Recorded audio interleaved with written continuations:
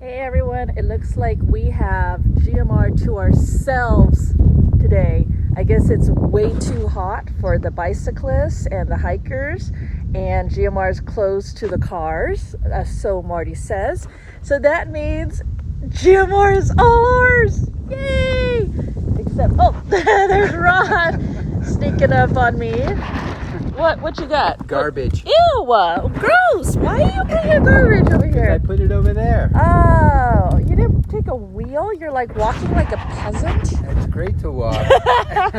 Walking has its good things. No, not at all. Don't believe him. He's crazy. Peasants, only peasants walk now.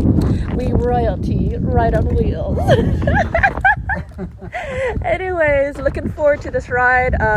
Let's see, it is the day before 4th of July, and I'm kind of bummed because I kind of wanted to do something special for 4th of July this year, and now I don't think that is going to happen, but maybe I'll do a solo ride up here.